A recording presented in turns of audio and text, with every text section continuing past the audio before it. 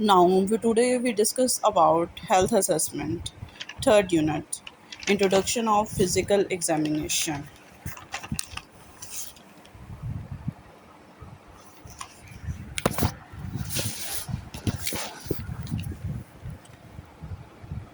What is the primary purpose of physical examination? कहते primary physical examination का primary मतलब सबसे पहला मकसद उसका क्या होता है? फिज़िकल एग्जामिनेशन हम लोग क्यों करते हैं? To establish a baseline and detect health issues.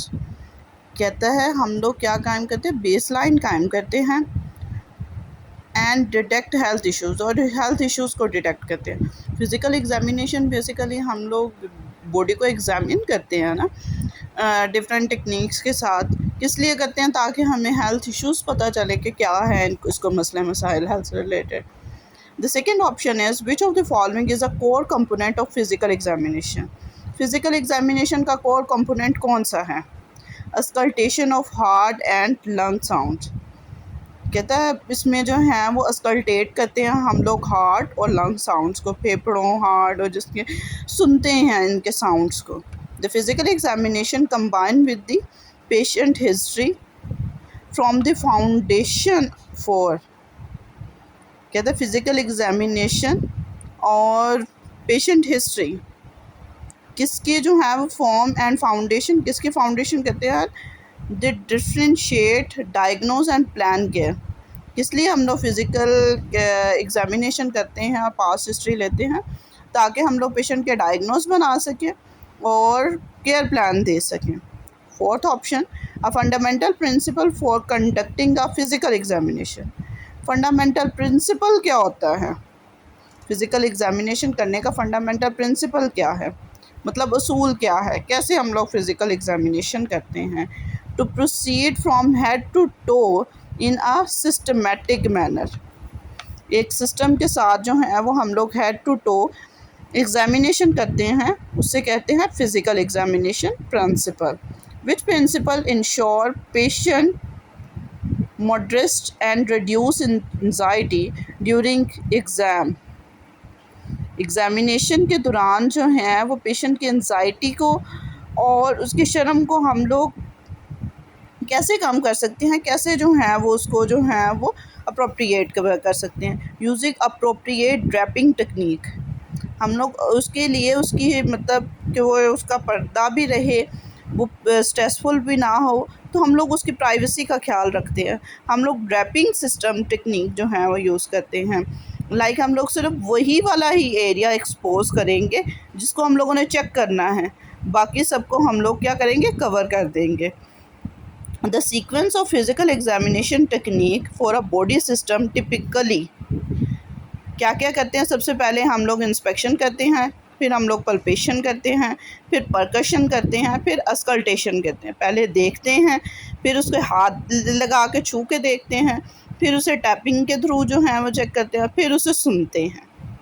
ये नॉर्मली जो हैं वो फिज़िकल एग्जामिनेशन के टेक्निक्स हैं, सीक्वेंस है इसका। Which instrument is essential for visualising the external ear and tympanic membrane.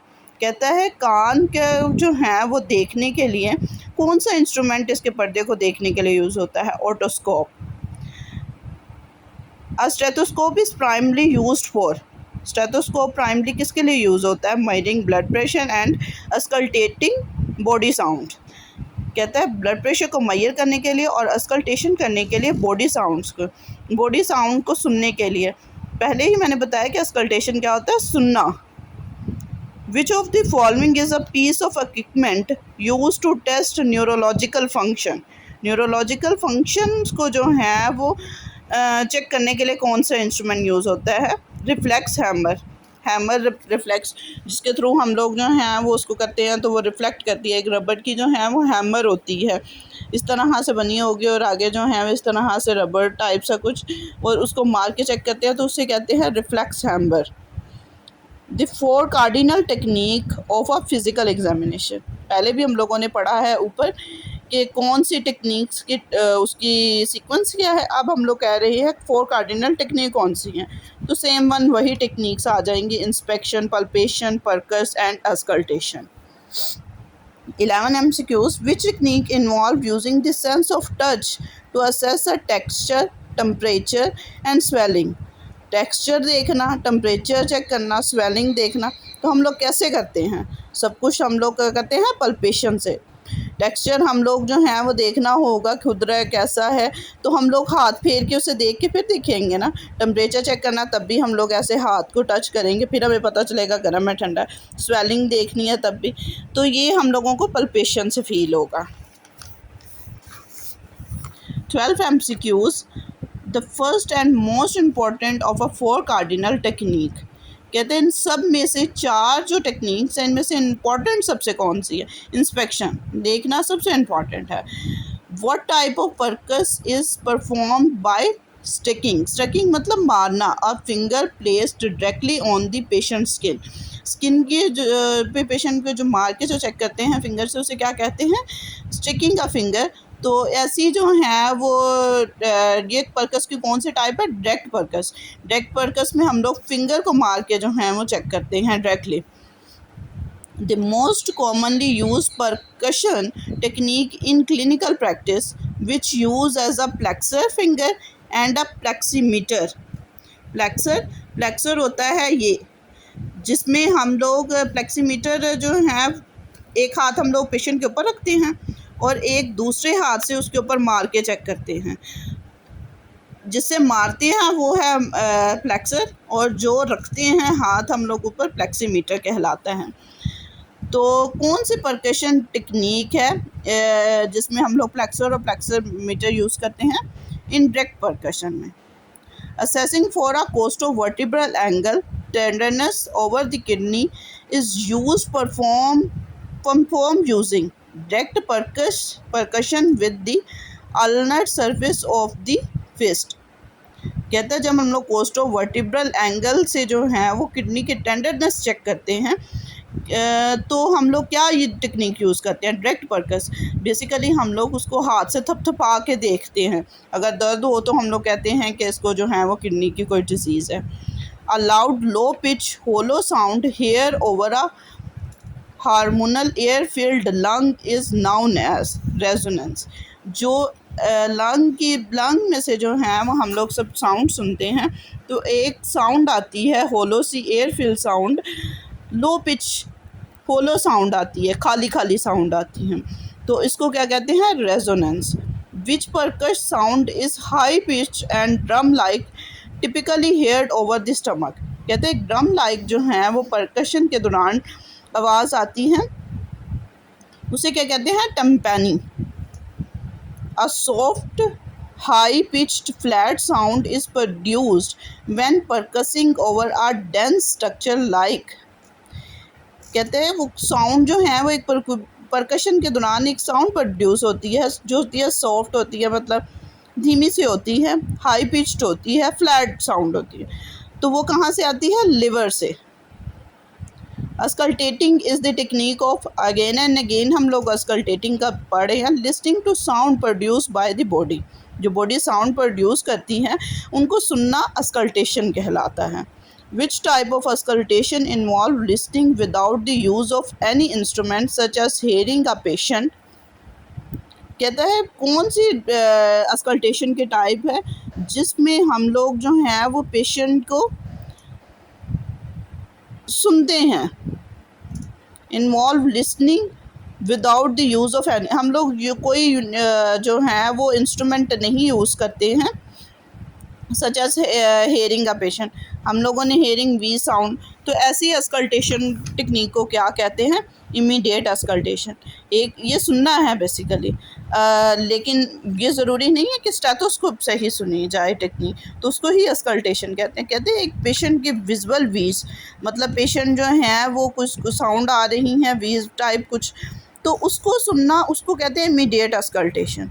Listen to heart sound using a stethoscope is example of mediate auscultation. जब दरमियान में कोई मीडियन आ जाता है, हार्ट की जब साउंड ले रहे होते हैं, तो जो हम लोग स्टेथोस्कोप उसे मेडिएट अस्कल्टेशन कहते हैं। Where is the primary site of auscultation? The aortic valve. Auscultate करते हैं। आयोटिक वेल्व की जो है वो हम लोग अस्कल्टेशन कहाँ से करते हैं, right second coastal intercostal space sternal border, जो हमारी स्टर्नम है उसके जो है वो स्टर्नल बॉर्डर पे, और सेकंड इंटरकोस्टल जो है वो स्पेस के पे जो है वो हम लोग क्या करते हैं, ये पहली आ गई फिर दूसरी आ गई, तो इसके दरमियान जो स्पेस है उस पे जो सेकंड के दरमियान होगी उस पे हम लोग क्या करेंगे, साउंड सुनेंगे आयोटिक वेल्व की। The loop sound S1 is produced by closure of which heart valve. कहते हैं S1 कहाँ से प्रोड्यूस होती है, किसके जो हैं वो क्लोयर से, ट्राइकस्पर्ड और माइट्रल वेल्व से जो हैं वो जब वो क्लोज होता है तो उससे जो साउंड आती है उसे हम लोग S1 कहते हैं। S1 जो है वो क्लोज होने की साउंड है और ओपन होने की साउंड S2 है। इसे लुप कहते हैं, उसे कहते हैं डुप। A wisping or a swinging sound here over the heart or a greater vessel is called murmur। कहते हैं विस्पिंग साउंड जो हैं, जैसे विसल्स सीटी की साउंड जो है वो आ रही होती हैं, तो ऐसे जो साउंड होती है विसल्स की उसको क्या कहते हैं, murmur sound. What is the correct sequence of performing the abdominal examination? अब abdominal examination सीक्वेंस हमने अगेन एंड अगेन पीछे पढ़ा है। 4 उसकी जो हैं वो टेक्निक्स हैं। पहले इंस्पेक्शन आती है, फिर पल्पेशन आ जाती है, फिर जो है वो परकशन आ जाती है, फिर अस्कल्टेशन आती है। लेकिन ये अब्डोमेन की वाहिद ऐसी जो हैं वो असेसमेंट है जिसमें हम लोग पहले इंस्पेक्शन करते हैं, फिर अस्कल्टेशन करते हैं, फिर परकश करते हैं और फिर पल्पेशन करते हैं। क्यों ये परकश अस्कल्टेशन और पल्पेशन आपस में क्यों चेंज आउट हो जाते हैं, क्योंकि जब हम लोग पहले अगर हम लोग पल्पेशन कर लेते हैं तो दबाने से साउंड्स ख़राब हो जाती हैं, इसीलिए पहले अस्कल्टेशन करते हैं, लास्ट पे परकस करते हैं, पल्पेशन करते हैं। Why is the auscultation performed before palpation and percussion in the abdomen examination?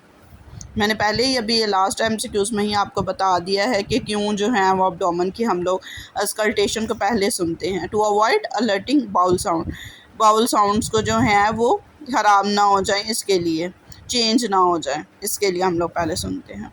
Deep palpation of abdomen is used to assess the size and location of organ and masses. कहते हैं deep palpation हम लोग जब abdomen की करते हैं तो उससे हम लोग क्या करते हैं, एक होती है पल्पेशन, एक होती है डीप पल्पेशन जो ज़्यादा डीप जाकर हम लोग करते हैं, तो इसे कहते हैं दिस साइज। उसमें हम लोग ऑर्गन का साइज़ देखते हैं और मैसेज चेक करते हैं।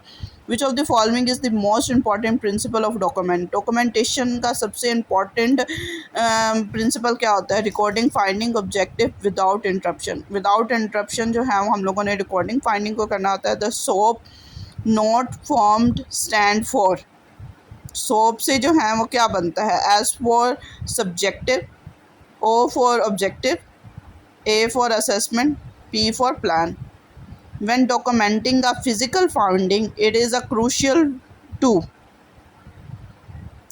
physical finding हम लोग कर रहे हैं तो उसमें क्या ज़रूरी है, be specific, descriptive and timely।